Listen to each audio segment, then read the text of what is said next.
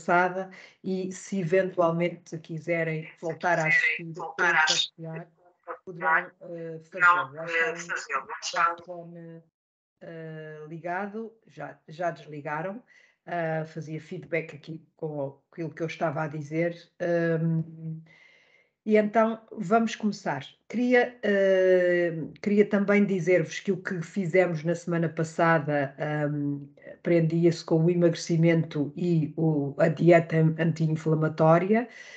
E há muita curiosidade sempre sobre o funcionamento das nossas hormonas e a relação que existe com o emagrecimento, com a perda de peso, com a manutenção do nosso peso. E tendo em conta essa curiosidade e sempre as perguntas que são feitas, decidimos hoje falar aqui um bocadinho mais sobre este tema e especificamente sobre a questão das hormonas, prometendo deixar no final um tempo para as vossas questões, que terei muito gosto em as responder.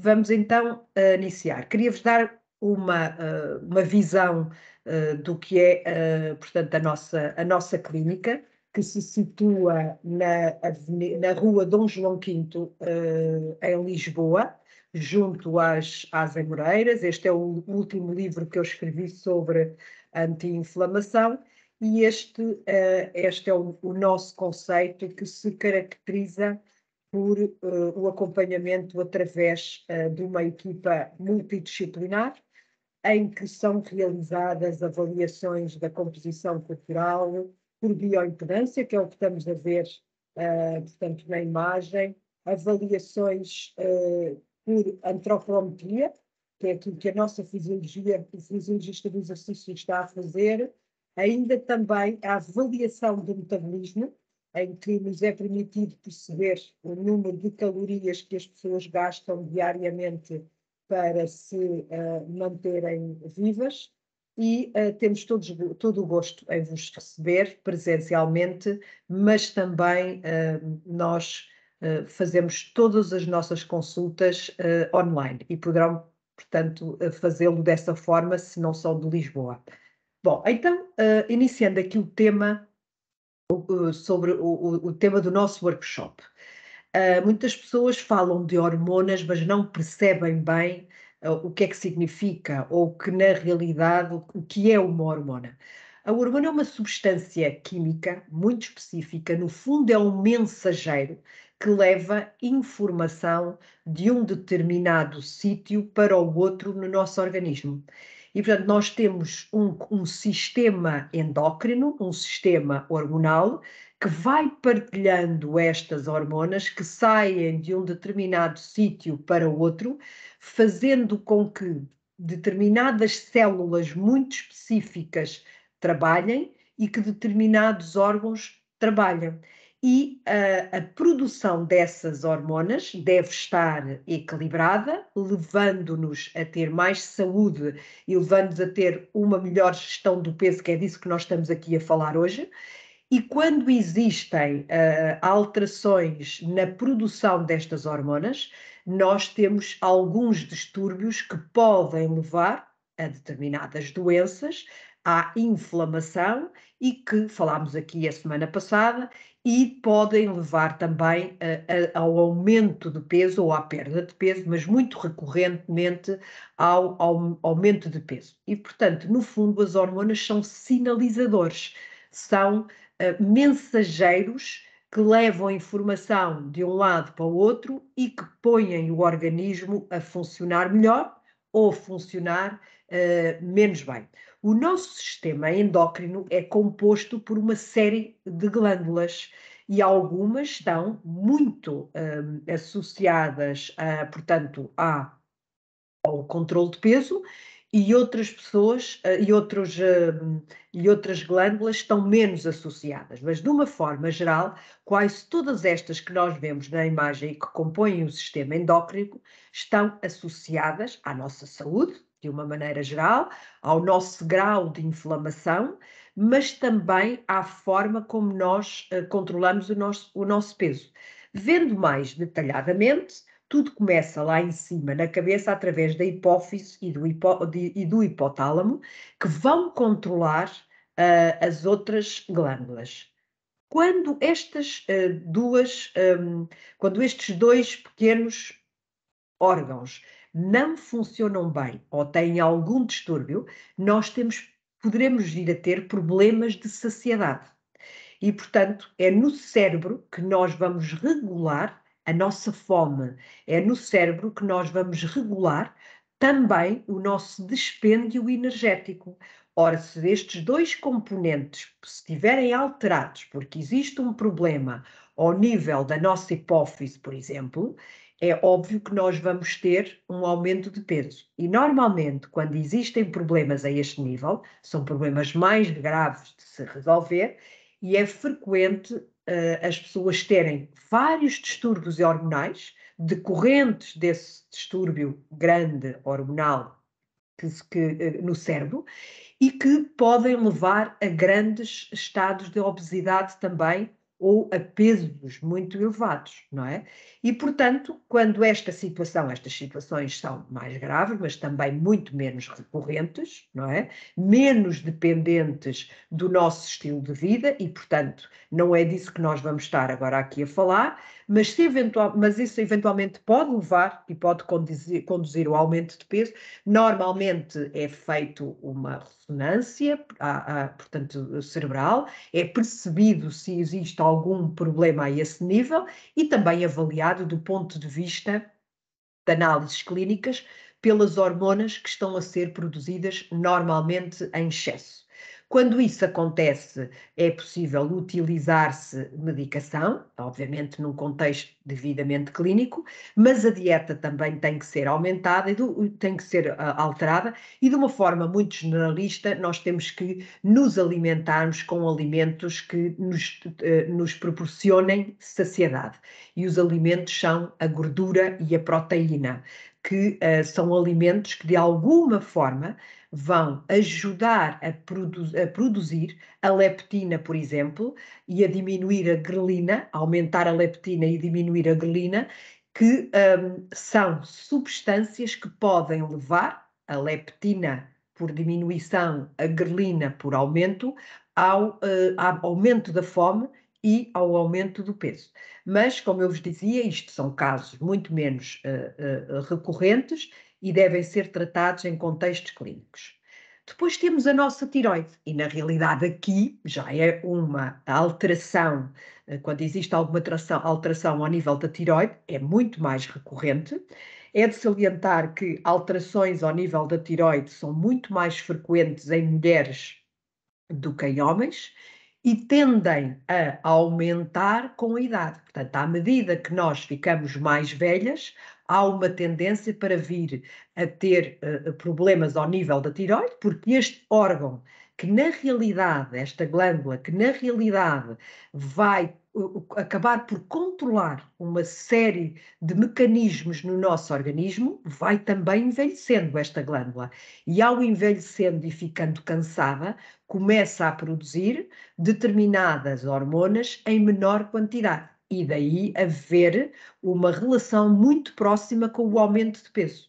Curiosamente, as mulheres na menopausa têm muito mais tendência para virem a desenvolver um hipotiroidismo, que no fundo se caracteriza por um hipofuncionamento da tiroide, uma produção diminuída das hormonas tiroideias, que é a T3 e a T4, levando a uma diminuição do metabolismo, que por si só já está diminuído devido ao facto de estarmos em menopausa ou a aproximarmos dela, e, por conseguinte, a nossa tiroide também começa a ficar cansada, havendo mais probabilidade nestas mulheres de desenvolverem um hipotiroidismo, que quando para nós o identificarmos, olhamos para umas análises e percebemos que a TSH, que é um dos componentes que vocês veem nas vossas análises, está muito aumentada e a T3 e a T4 estão diminuídas. E o contrário se verifica quando estamos a falar de um hipertiroidismo, sendo que o hipotiroidismo está associado a um funcionamento diminuído da nossa glândula tiroideia e está associado normalmente a um aumento de peso. O hipertiroidismo é um funcionamento acelerado da nossa tiroide e está muitas vezes associado à perda de peso. Falando do hipotiroidismo, que é o muito mais recorrente do que o hipertiroidismo, e dentro desta classe do hipotiroidismo existe ainda o hipotiroidismo subclínico, que na realidade determina que esta pessoa está com uma tiroide muito cansada, mas que essa tiroide ainda não está com valores de referência acima daquilo que devia estar relativamente à nossa TSH. E, portanto, muitas vezes estas pessoas não são identificadas como tendo um hipofuncionamento da tiroide, porque os seus valores de TSH, de T3 e de T4 estão dentro dos parâmetros considerados normais, dentro da normalidade, mas estas pessoas já apresentam sintomas de hipotiroidismo, que são cansaço, aumento de peso, muitas vezes até taquicardia, um batimento cardíaco mais acelerado, retenção de líquidos, prisão de ventre, às vezes até se caracteriza por terem insónias, o cabelo fraco, as unhas fracas, uma temperatura corporal diminuída. Uma forma, eu vou só pedir-vos aqui um bocadinho só um minuto, porque preciso ligar aqui o meu computador, não me lembrei de ligar o meu computador à corrente, é só um bocadinho.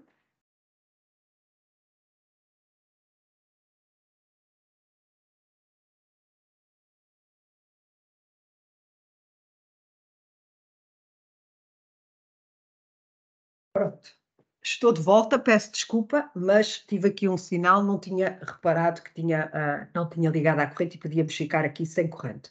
Estava a dizer-vos que estes são os sintomas de hipotiroidismo. Muitas vezes as pessoas apresentam todos estes sintomas, mas as suas análises estão dentro de parâmetros considerados normais, mas quase a sair dessa normalidade. E isso é um caso clínico que tem que ser avaliado num contexto clínico e perceber-se se haveria eventualmente vantagem nesta tiroide ser, enfim, tratada, não é? Obviamente num contexto clínico. Esta alteração da tiroide é muito frequente acontecer à medida que nós vamos ficando mais velhas e é uma das questões que está amplamente relacionada com o aumento de peso, até inclusivamente com a perda de massa muscular e com o aumento da inflamação crónica. Daí ser uma glândula que deve ser avaliada periodicamente através de análises clínicas, através também de uma ecografia. A tiroide tende na sua estrutura a desenvolver, e principalmente uma tiroide mais lenta, tende a desenvolver alguns nódulos, e é muito frequente aparecerem nódulos na tiroide, principalmente em mulheres, à medida que vão ficando mais velhas. E, portanto, as ecografias à tiroide são necessárias, fazer um rastreio e, em caso de haver, portanto, nódulos já consideráveis, eventualmente até serem biopsados. Por outro lado, existe ainda também a possibilidade, e em contextos de inflamação, desta tiroide estar inflamada e desenvolver uma tiroidite, que também é muito frequente. E neste caso, assistimos a uma inflamação da tiroide que se caracteriza por um aumento dos anticorpos, tiroideus, antitiroideus que também podem ser avaliados através de análises clínicas e que nos demonstram que esta tiroide está inflamada. Esta inflamação da tiroide é muito mais recorrente do que aquilo que a gente imagina e muito mais recorrente atualmente, devido à nossa alimentação, devido a vários fatores de toxicidade a que nós estamos expostos, devido ao uso prolongado e continuado de anticoncepcionais hormonais e de outras substâncias mais tóxicas que podem levar portanto, a estes estados de inflamação da tiroide, que por si só também podem gerar alguns sintomas. Antes de fazermos uma medicação para a tireoide, porque se nós de facto percebermos que existe um hipotireoidismo, esse hipotireoidismo tem que ser tratado com medicação que nos permita ter as hormonas que nós não estamos a conseguir produzir.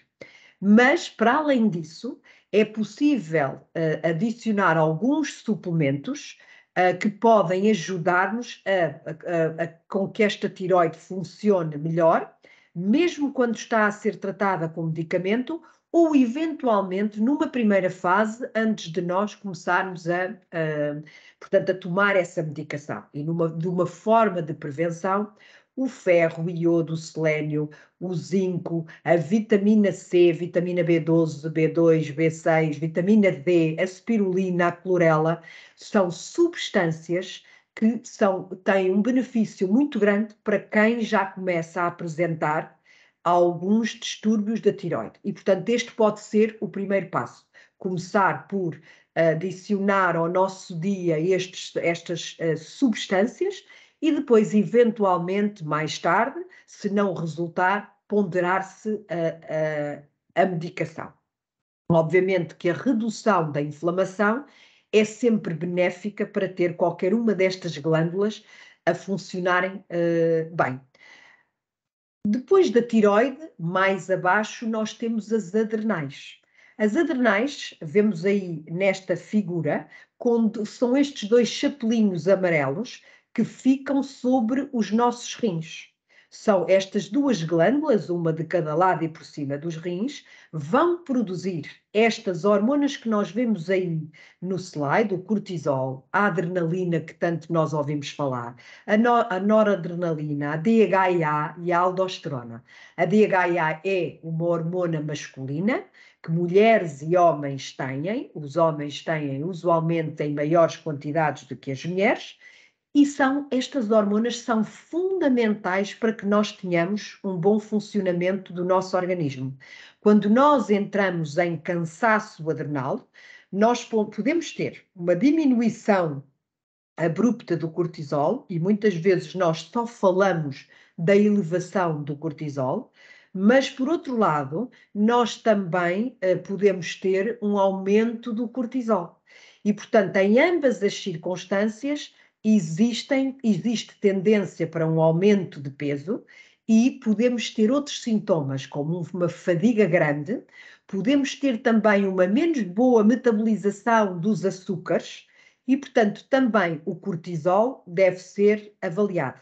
Muitas vezes as pessoas que têm o cortisol aumentado têm também a adrenalina aumentada e o que acontece é isto proporciona insónia, a pessoa dorme mal, tem uma perda de massa muscular. Muitas vezes quem tem cansaço adrenal tem inclusivamente dificuldade em ter pelos púbicos, caem, por exemplo.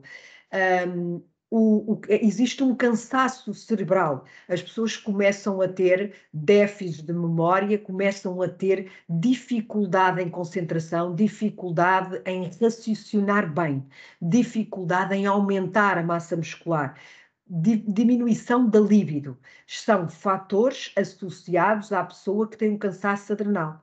Então, quem é que tem um cansaço adrenal? As pessoas que estão sob stress crónico, porque estas glândulas vão ser extremamente influenciadas pelas nossas emoções, pelos níveis de stress a que nós estamos sujeitos. E normalmente o que acontece é, quando eu estou perante uma situação de stress muito forte, de stress agudo, a perda de alguém, um divórcio, uma situação muito grave, o que acontece é que há uma descarga enormíssima sobre estas glândulas e quando isso acontece as pessoas aparentemente têm muita energia, até perdem peso, muitas vezes ficam sem apetite, perdem peso, perdem massa gorda, perdem massa muscular, ficam sem apetite, não conseguem dormir. E o problema é quando este estado se prolonga durante muito tempo. Estas glândulas entram em falência e começam a produzir estas substâncias em quantidade diminuída. E é aí que estas pessoas começam a ter outro tipo de sintomas, que é um cansaço excessivo. Começam também a ter mais probabilidades de ter um sistema imunitário fragilizado e a desenvolverem-se situações de doença mais facilmente porque têm os níveis de imunidade fragilizados e diminuídos. Estas pessoas metabolizam muito menos bem o açúcar, os hidratos de carbono, e há uma tendência para aumentar de peso, sendo que não é por aqui ter-se aumentado os níveis de cortisol que nós vamos conseguir aumentar a nossa massa muscular. E, portanto, muito pelo contrário. E, portanto, estas pessoas estão prostradas, estas pessoas estão cansadas, estas pessoas têm que regenerar estas glândulas. Portanto, como é que isso se faz? Através de uma suplementação. É possível suplementar, por exemplo, com DHEA, que é uma hormona bioidêntica.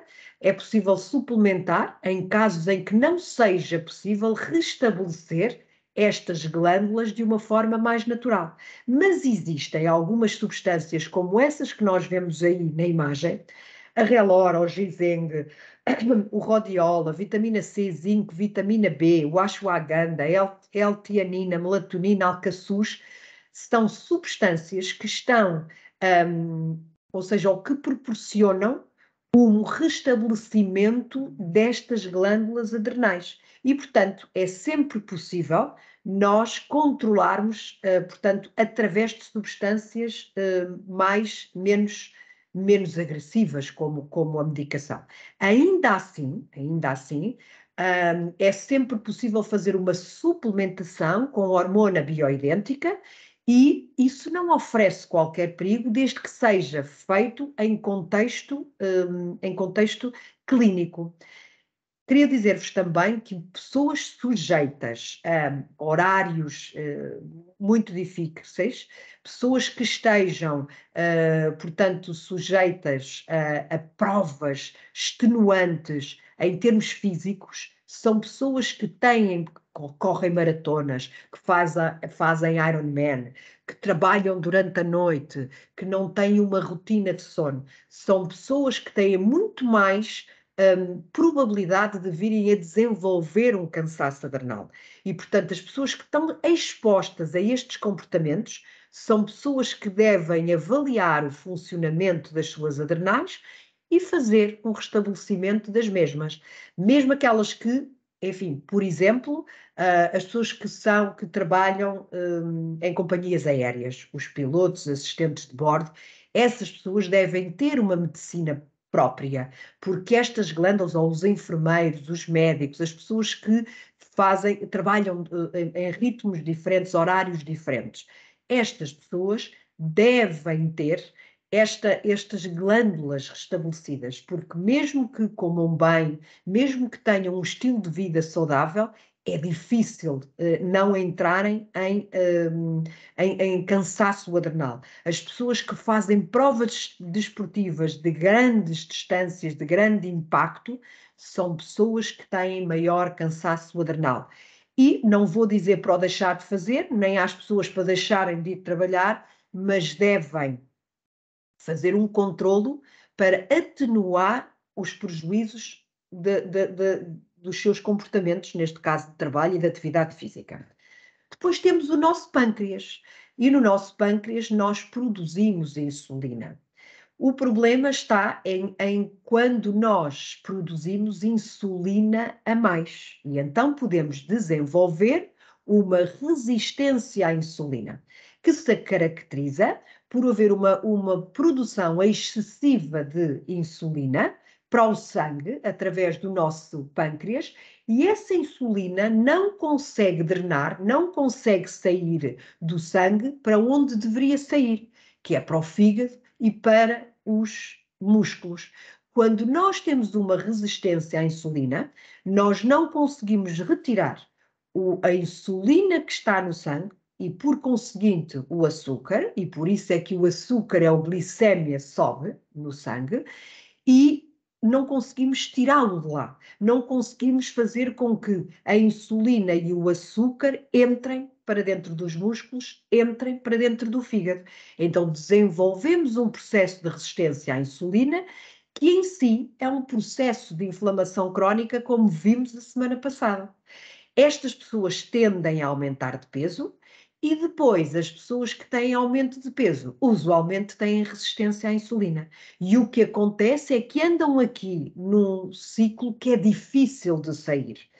E temos que adotar estratégias, e neste caso existe vários estudos científicos que demonstram que um estilo de vida saudável, que se caracterize por uma alimentação saudável e atividade física, tem maiores benefícios na diminuição da resistência à insulina do que a própria medicação.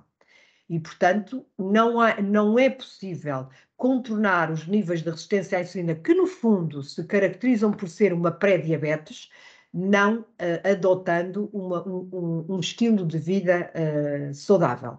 É curioso que o pâncreas, para além da insulina, vai produzir o glucagon, que faz, obviamente, o contrário da insulina, e sem o qual nós não poderíamos viver também, e a somatostatina, que é uma hormona que no fundo vai implicar na hormona do crescimento. E, portanto, também aqui, de uma forma indireta, nós vamos ter o nosso pâncreas a influenciar a forma como nós produzimos a nossa hormona do crescimento e, por conseguinte, o nosso peso.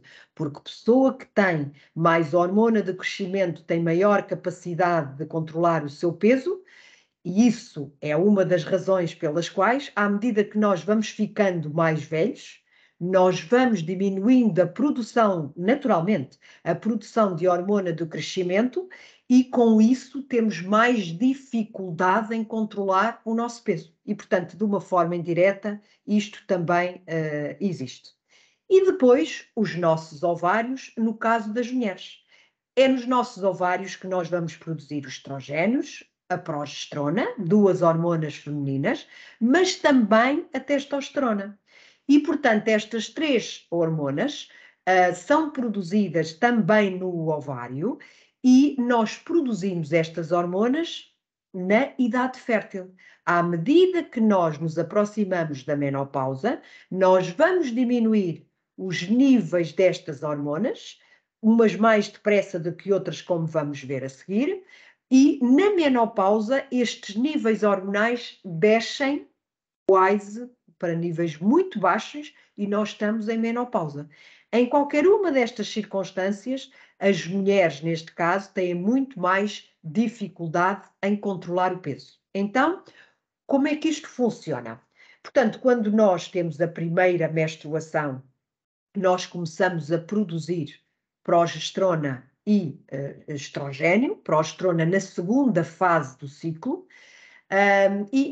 depois da menina começar a ter um período regular, porque ao princípio pode haver ali algumas irregularidades na produção destas hormonas, mas depois entra-se à partida numa fase mais regular, em que a mulher vai produzir, até à fase de perimenopausa, estrogénios e progesterona de uma forma mais equilibrada. Assim deveria ser. Mas nem sempre isto acontece. E muitas mulheres estão num estado ou num equilíbrio, num estado hormonal que nós chamamos de dominância estrogénica. Esta dominância estrogénica caracteriza-se por haver uma forte, portanto, há uma produção de estrogênio, mas há uma fraca produção de progesterona. Nós produzimos pouca progesterona. Isto usualmente acontece mais frequentemente em mulheres a partir dos 40 anos, ou seja, estarem em dominância estrogénica, mas também é possível isto acontecer em idades mais jovens, quando há algum distúrbio, e é muito mais recorrente do que aquilo que a gente imagina. E usualmente uma mulher com excesso de peso, independentemente da idade, está usualmente em dominância estrogénica. E isso promove-lhe uma maior probabilidade de vir a aumentar de peso, em qualquer idade. E depois, esta mulher que tem um aumento de peso tem mais probabilidade de ficar em dominância estrogénica. E o que acontece aqui é que entra num ciclo que é difícil de sair. Esta idade fértil, muitas vezes as mulheres a quem lhes acontece isso podem ter também outro distúrbio hormonal, que é a síndrome do ovário poliquístico. Estas mulheres muitas vezes têm níveis de testosterona mais elevados, podem ter níveis de estrogénios mais elevados e muitas vezes têm os níveis de progesterona comprometidos. Isto acontece em idades muito mais jovens e estas meninas muitas vezes têm irregularidades menstruais ou deixam mesmo de menstruar, têm uma forte tendência para aumentar de peso, para ganhar gordura na região abdominal e eventualmente podem vir a ter problemas em engravidar. Isto é uma alteração, esta síndrome ocorre essencialmente em mulheres em idade fértil. Não é uma questão em mulheres, obviamente, numa situação de menopausa. A partir, se tudo correr bem, não houver nenhum distúrbio, a partir dos 40 e de uma forma muito natural, a mulher começa a produzir menos progesterona. Continua a produzir estrogênio, mas tem uma maior dificuldade em produzir progesterona. O porquê? Porque esta mulher não vai ovular todos os meses. E não ovulando todos os meses, esta mulher tem mais probabilidade de ter déficits de progesterona. O que é que acontece a esta mulher? Esta mulher tem tendência para aumentar de peso, esta mulher sente-se inchada, esta mulher faz retenção de líquidos, esta mulher tende a aumentar de peso, esta mulher sente cravings por açúcares, irritabilidade, menstrua muito, tem tensão mamária, tem muitas vezes anemia decorrente deste aumento do fluxo, tem dores menstruais. Esta mulher está frequentemente em dominância estrogénica. E depois o que é que acontece a seguir? Esta mulher, à medida que vai ficando mais velha, vai se aproximando da menopausa e começa também a deixar de produzir estrogénios. Então fica com baixos níveis de progesterona e baixos níveis de estrogénios. E esta diminuição destes níveis hormonais fala em entrar numa condição de menopausa. Portanto, aqui os sintomas alteram-se alguns. Esta mulher deixa de ter tensão mamária e passa a ter uma mama mais flácida e caída, perde massa muscular, fica com um rabiosque mais caído porque tem menos músculo, fica com gordura na região abdominal e perde a tonicidade do músculo ao nível da região abdominal, os cabelos ficam mais fracos, a pele envelhecida, a memória comprometida, existe muito mais probabilidade de secura vaginal. E, portanto, todas estas, e portanto, dor nas relações sexuais e até muitas vezes sangramento. São coisas que muitas vezes não são ditas. As pessoas frequentemente acabam por viver desta maneira, aceitando isto com alguma naturalidade, mas na realidade hoje nós vivemos mais anos. E ao vivermos mais anos, nós também temos que ter mais qualidade de vida. Uma mulher aos 50 anos hoje, que está a fazer uma menopausa ou está a entrar na menopausa, tem uma vida muito diferente da mulher aos 50 anos há muito tempo atrás. E, portanto, a mulher hoje tem que ter uma qualidade de vida, porque vai viver mais anos sem as suas hormonas. Então é aqui que muita gente defende hoje a terapia hormonal, para além de outras coisas que nós já vamos falar, a terapia hormonal. E a terapia hormonal com hormonas bioidênticas, estrogênio, progesterona, testosterona, que é a hormona masculina, mas que a mulher também tem, e que nesta fase da vida começa a baixar. E estas três hormonas baixam e nós perdemos, obviamente, muita qualidade de vida, como há pouco estávamos a ver.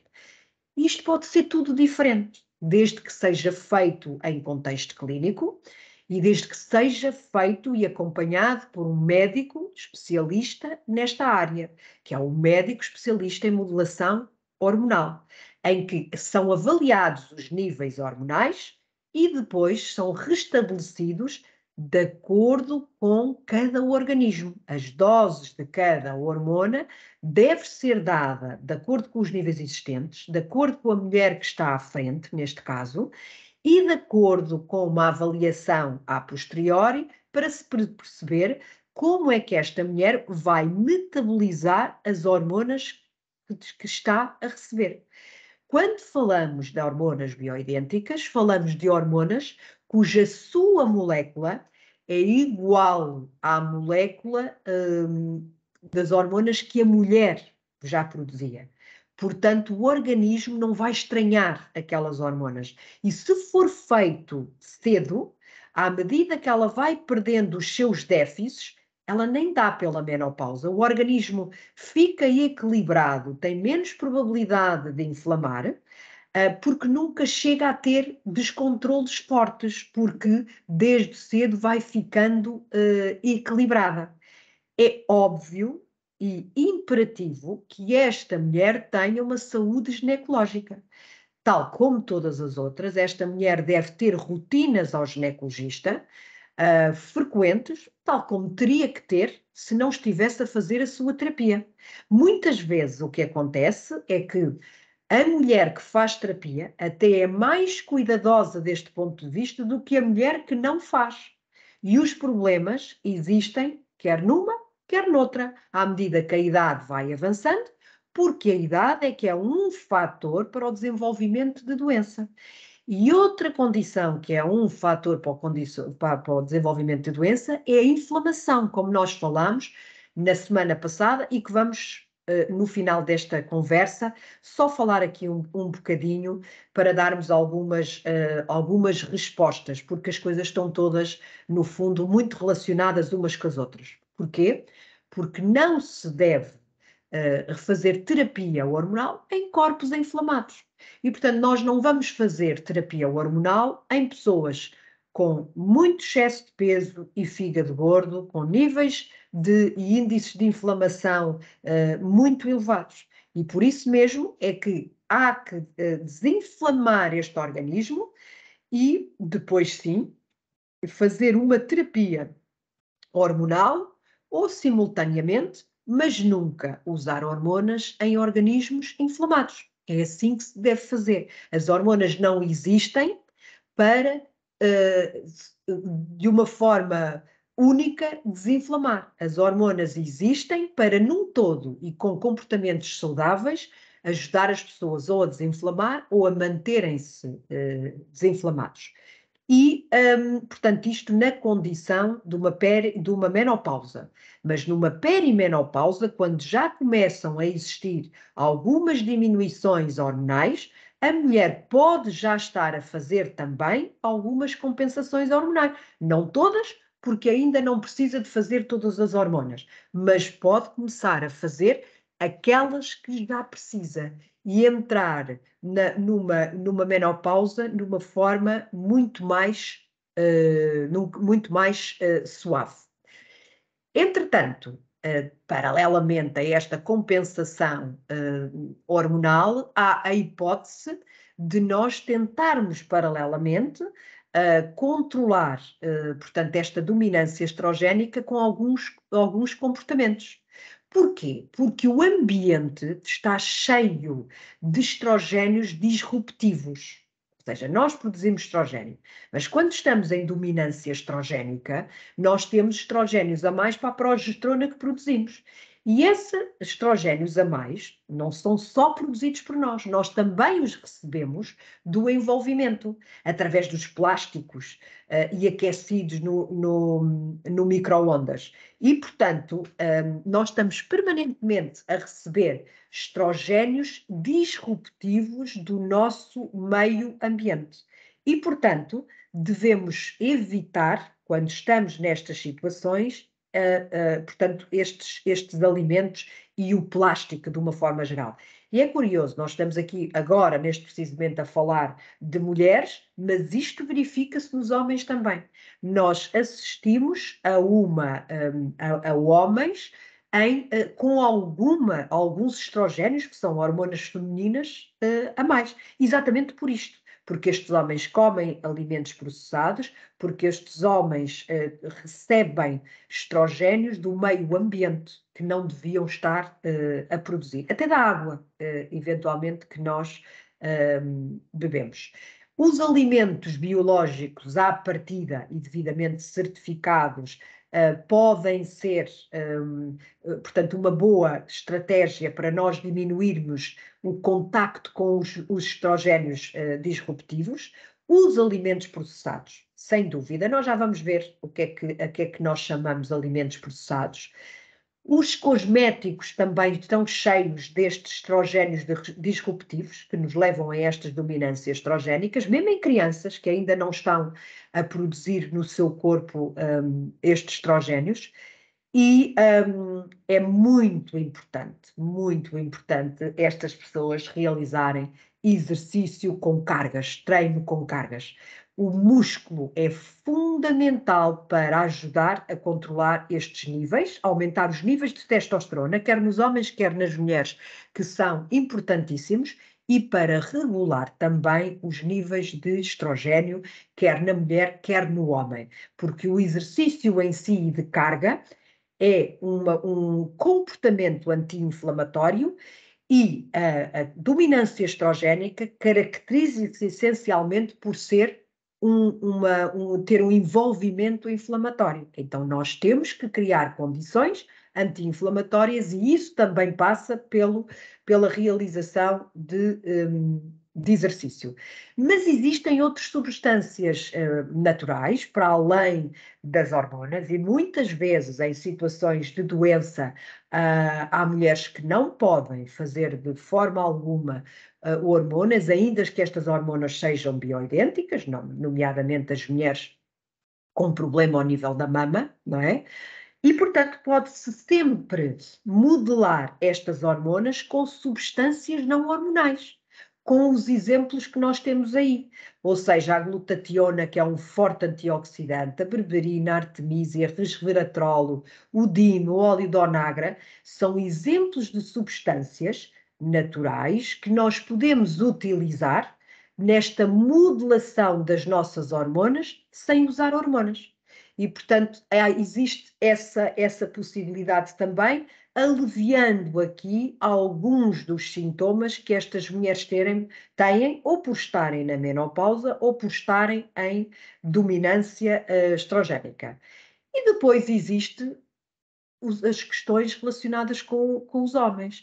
E o que acontece é, os homens começam a ter níveis de testosterona diminuídos. E isto é muito mais frequente do que aquilo que nós imaginamos. E é mais frequente devido ao ambiente em que nós vivemos, como eu há pouco estava a dizer, porque os homens também vão ser influenciados por isso, porque as nossas crianças, miúdos e miúdas, também são influenciados por isso, e porque a nossa alimentação nos leva a isto. Então, estes homens começam a produzir menos testosterona, o que na realidade também é normal à medida que vão ficando mais velhos, não é? E os níveis de testosterona diminuídos promove ansiedade, promove irritabilidade, promove diminuição da massa muscular, está associada a níveis de colesterol, de triglicéridos mais elevados, colesterol total, colesterol mau, e está associado a níveis mais baixos de colesterol bom, o HDL. Estes homens têm mais probabilidade, os homens com testosterona baixa, têm mais probabilidade de desenvolverem doença cardiovascular. Estes homens têm mais probabilidade de terem uma diminuição da libido e de disfunções sexuais. Estes homens têm mais probabilidade de estarem deprimidos e de terem muito pouca energia e um grande cansaço. E, portanto, é necessário também que os homens, para além das mulheres, porque isto está muito associado às mulheres, mas na realidade os homens também o deviam fazer, que era avaliar o seu índice de inflamação, avaliar o seu perfil hormonal e ter comportamentos compatíveis com um bom nível de testosterona. Mas isto que eu vou falar para o homem também serve para a mulher, porque a mulher também deve ter bons níveis de testosterona adequados à condição de mulher, não é? Então, as vitaminas do complexo B, o zinco, a vitamina D, as gorduras mais saudáveis que nós podemos encontrar no azeite, no óleo de orégano, no óleo de peixe, a maca, que é uma raiz que ajuda na produção da testosterona, e, mais uma vez, as hormonas, portanto, bioidênticas, neste caso, a testosterona, são benéficos para aumentar os níveis de testosterona, quer no homem, quer na mulher. E, obviamente, o treino com cargas adicionais. Está mais do que documentado cientificamente que o treino de força, o treino com cargas, pode potenciar o aumento dos níveis de testosterona. E é raro, a não serem exceções muito pontuais, as mulheres terem níveis de testosterona elevadas por excesso de atividade física. Isso é uma percentagem muito baixa das pessoas, não têm que ter receio. O receio aqui é de não fazer. As pessoas têm níveis de testosterona baixa porque, na realidade, não fazem. E o músculo potencia, e o treino de força potencia o aumento da carga, da carga muscular. E, portanto, são comportamentos que o homem e a mulher, mas o homem deve adquirir. É curioso, existem alguns trabalhos, ainda com necessidade de documentação, que demonstram que o chá verde e o consumo do chá verde pode diminuir os níveis de testosterona e, curiosamente, o consumo de soja, porque a soja, a gente já ouviu falar nas isoflavonas da soja, que pode aumentar os níveis de estrogênio no homem, e em mulheres em dominância estrogénica também pode acentuar essa dominância estrogénica, portanto, temos que ter algum cuidado com isso. E depois, é curioso, nós falamos muito de jejum, atualmente, mas as dietas muito restritivas, e inclusivamente o jejum, pode contribuir para baixos níveis de testosterona. E por isso é que não é vamos todos fazer jejum, porque alguém disse que o jejum fazia isto e fazia e tinha só benefícios. Não é verdade. As coisas têm que ser avaliadas. Há homens e mulheres que ficam com níveis mais reduzidos de testosterona, e nomeadamente o homem, por estar longos períodos sem comer. Há outros homens que não, depende do seu metabolismo, mas por isso mesmo deve ser avaliado, não é? Deve ser devidamente avaliado. E depois, o consumo de alimentos processados e o álcool. O álcool é, de facto, e principalmente quando bebido em excesso, um grande potenciador da diminuição da testosterona. Portanto, para além disto tudo que tivemos a falar, é necessário avaliar o grau de inflamação que cada organismo tem, e aí já vamos para outro tipo de avaliação e parâmetros que não são somente hormonais e que nos permitem, através de avaliar o grau de inflamação, diminuir este grau de inflamação e, com isso, potenciar o nosso perfil hormonal. Porque nós somos um todo e, tendo um corpo inflamado, ele vai ter menos produtividade hormonal. Tendo menos produtividade hormonal, este corpo vai ter tendência a inflamar. Então, e de uma forma mais breve, estas pessoas, e de uma forma muito generalista, devem ter algum cuidado com os alimentos ricos em glúten, mas obviamente, mais uma vez, tem que ser uma avaliação feita de cada organismo, porque o glúten ou os alimentos com glúten parecem ter um potencial inflamatório, e nomeadamente ao nível do intestino, e o intestino é um órgão fundamental para nós conseguirmos desinflamar. Para além disso, os lácteos estão de facto associados, portanto, à dominância estrogénica, à produção de estrogénios. Este tipo de alimentos faz com que nós estejamos mais facilmente em dominância estrogénica. E, portanto, comer muitos iogurtes, beber leite e outro tipo de alimentos lácteos podem contribuir ainda mais para esta dominância estrogénica nas mulheres e para o excesso de estrogênio nos homens. E, portanto, teremos que ter atenção a isso. Mas, como eu dizia aqui a semana passada, enfim, os lácteos não devem ser todos tratados da mesma maneira, não é? E, portanto, existem os queijos de cabra, de ovelha, os queijos azuis franceses, feta, búfala, que têm uma proteína menos inflamatória, podem ser benéficos neste caso. Portanto, mas há que avaliar a situação. E a mesma coisa no que se refere aos iogurtes. Existem muitas pessoas que querem perder peso e tendem a ingerir iogurtes ao longo do dia, e esses iogurtes podem estar também a contribuir para esta dominância estrogénica. E, portanto, tudo isto tem que ser avaliado. Ainda falando aqui de alimentos desta origem, as manteigas. A manteiga, ainda assim, é um dos alimentos que potencia menos este estado inflamatório, mas existem melhores versões de manteiga e mais saudáveis, que é o caso da manteiga clarificada, da manteiga ghee, que é só gordura. Esta manteiga atualmente encontra-se em qualquer, portanto, supermercado e é uma boa opção para ingerir um determinado tipo de gordura.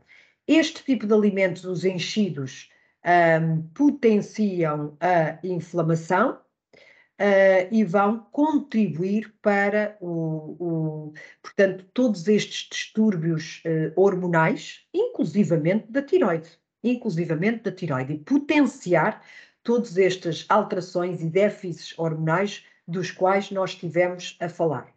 E, portanto, esta carne, quando é de boa proveniência, até pode ser um benefício. Há pouco vimos que a tiroide precisa de ferro, há pouco vimos que a mulher que menstrua muito em dominância estrogénica tem tendência para a anemia e precisa de ferro, e, portanto, a carne não tem que ser crucificada e pode ser um benefício numa alimentação, desde que ela seja de boa proveniência e que nós não façamos uma gestão muito grande de gordura. E aqui, quando falamos de produtos, de alimentos processados, como há pouco vimos, estamos a falar deste tipo de alimentos e de outros que existem empacotados. Quando nós olhamos para aqui, nós percebemos que isto não são alimentos, isto são produtos alimentares. A natureza não nos oferece isto. Isto é uma coisa criada para nós não termos fome, para nós ingerirmos qualquer coisa sem qualidade nutricional. E este tipo de alimento está frequentemente cheio de estrogénios que entram no nosso organismo. E, portanto, pessoas em dominância estrogénica, pessoas com resistência à insulina, homens com baixos níveis de testosterona, quando se alimentam desta forma, estão a contribuir para acentuar estas situações que partilhei aqui convosco. Portanto, em qualquer idade, em qualquer circunstância, este tipo de alimentos processados não são nunca, portanto, recomendados.